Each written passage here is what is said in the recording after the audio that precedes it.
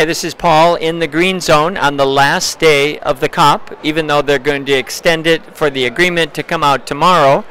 And we're here with Anais, who is one of the people that Joe first discovered in building this network for the Pathway to Paris. Hi, how are you? Hi, I'm fine. Could you tell us just a little bit about who you are and why you're here? Yeah, of course. So I'm Anais, I'm 21.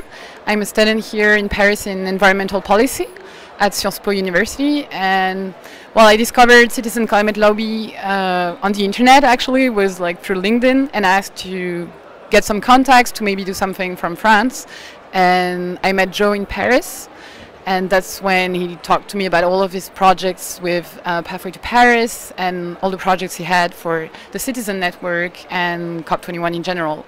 So that really interested me, and I wanted to be part of it, so I joined the logistics team. And what did you do as part of that team?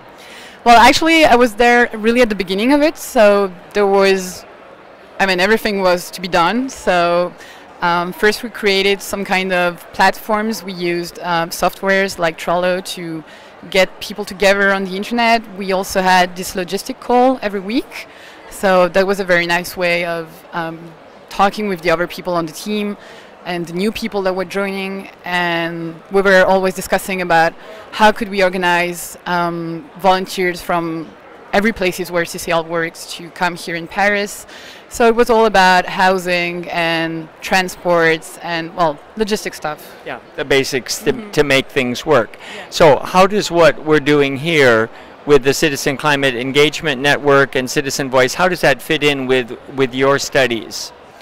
Well, one thing that I really discovered studying environmental policy is that there is much to cover, but the real problem is that nobody except from, well, maybe not everybody knows about those topics because there are complicated issues, and sometimes it can be so complicated, and media tend to present it also in a complex way. So common people that don't really have this focus in their professional field on climate change and environment, they don't really get interested in it.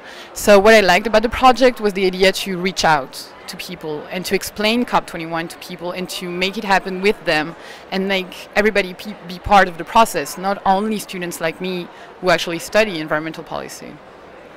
Because the movement is not going to happen on the level that we need unless we can engage middle in America. We say middle America, but the average person in France and so many people from so many countries here. So Citizen Voice has done a big job on just getting people to see that their voice makes a difference. Exactly. And what I think was important about Citizen's Voice was that it's exactly that. It's their voice in the political field also. It's not only about you can do that at home. You can switch off the light or you can change your way of living. It's also about what do you think, actually. And that's really interesting because it reaches out to people who maybe are not used to think that what they think is so important. So this really is the point that I liked in the Citizen Network. Yeah, building a bigger dialogue is important. So what's next for you, both in your schooling and with the Citizen Climate Network? Well, for me, I'd like to be more engaged with CCL in general and the project of Citizen's Voice for the COP22 in Morocco. I'd like to be there maybe full-time and be really able to work more also on the technical aspects of what CCL can propose. And on the more personal aspect, I want to do a master's in disaster risk management.